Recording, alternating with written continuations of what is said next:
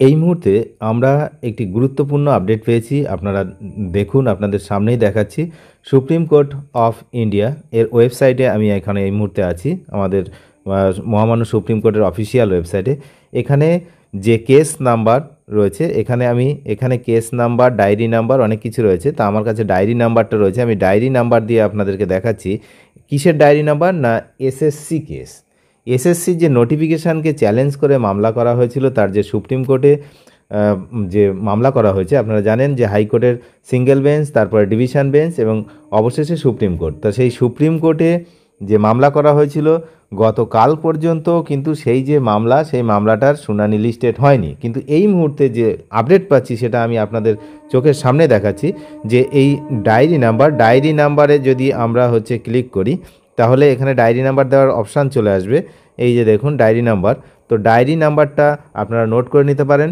Diary number দেখুন আমি এখানে লিখছি, সেটা হচ্ছে 38851 আর এখানে দেখুন ডায়েরি ইয়ার হচ্ছে 2025, আপনারা জানেন।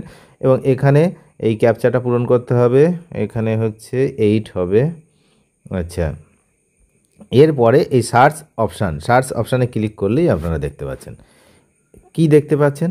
না, যিনি মামলা করেছিলেন অরুণিমা পাল, আর ডায়েরি নাম্বারটা এই যে এখানেও আছে।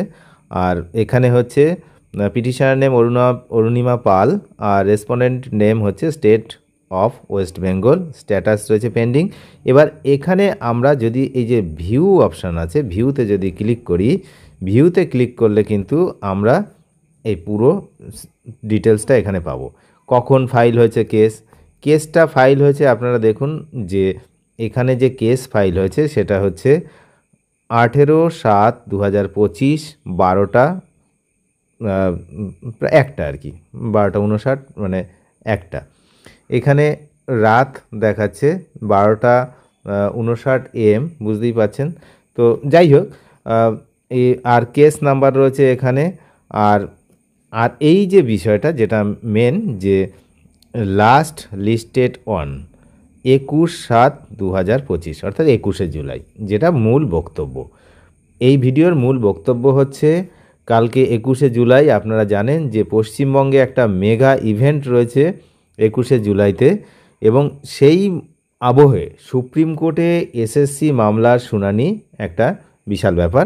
যেহেতু কয়েকদিন আগেই এই মামলা শুনানির লিস্টেড হয়নি, কিন্তু 18 তারিখের যে মামলা করা হয়েছিল তারপর থেকে শুনানির জন্য লিস্টেড হয়নি। অনেকগুলো কারণ ছিল, সেই কারণগুলো দেখানো ছিল কোর্টে এই ওয়েবসাইটে। সেটা আমরা এখন আর দেখব না, যে নেই, সেগুলো সলভ হয়েছে, তারপরে লিস্টেড হয়েছে। লিস্টেড ডেট, এই ডেটটাই ইম্পর্টেন্ট, 21শে জুলাই লিস্টেড হয়েছে। Honourable justice Sanjay Kumar and honourable mister justice Satish Chandra Sharma, court number 71, serial number 71 নম্বর সিরিয়ালে কিন্তু রয়েছে। এখন যেহেতু সিরিয়াল নাম্বারটা অনেকটাই বেশি রয়েছে, তো দেখা যাক কালকে শুনানি হয় কিনা। সুপ্রিম কোর্টের 14 নম্বর কোর্টে এই মামলার শুনানির সম্ভাবনা রয়েছে। এসএসসি কর্তৃক প্রকাশিত যে গেজেট বিধি বৈধ কিনা সেই নিয়ে মামলা। একদিকে যখন মুখ্যমন্ত্রী ব্যস্ত থাকবেন 21শে জুলাই সমাবেশে, সেই সময় সমস্ত চাকরি প্রার্থী তাকিয়ে রয়েছেন সুপ্রিম কোর্টের রায়ের দিকে। এই দিনের রায়ের উপরেই নির্ভর করছে অনেক কিছুর ভবিষ্যৎ। আপনারা জানেন যে এই যে গেজেট, নতুন যে নোটিফিকেশান, সেটাকে চ্যালেঞ্জ করে কিন্তু মামলা করা হয়েছে। এবং এই পদ্ধতি নিয়ে যে চাকরিহারা, তাদের কিন্তু একটা অংশ, তারা কিন্তু এই যে পদ্ধতিতে পরীক্ষা হচ্ছে সেটা নিয়ে ক্ষুব্ধ, এবং তারা অনেকে ফর্ম ফিল আপও করেনি। যাই হোক, চাকরিহারাদের একাংশের করা মামলায় হাইকোর্ট জানিয়ে দিয়েছিল যে 2025-এ তৈরি করা এসএসসির রুলকেই মান্যতা দেওয়া হবে, তবে পরীক্ষা 2016 সালের নিয়ম অনুযায়ী নেওয়া উচিত বলে মত কিন্তু চাকরিহারাদের। তো সেই বিষয়ে কি আপডেট আসে আগামীকাল, সেদিকে কিন্তু আমরা নজর রাখবো।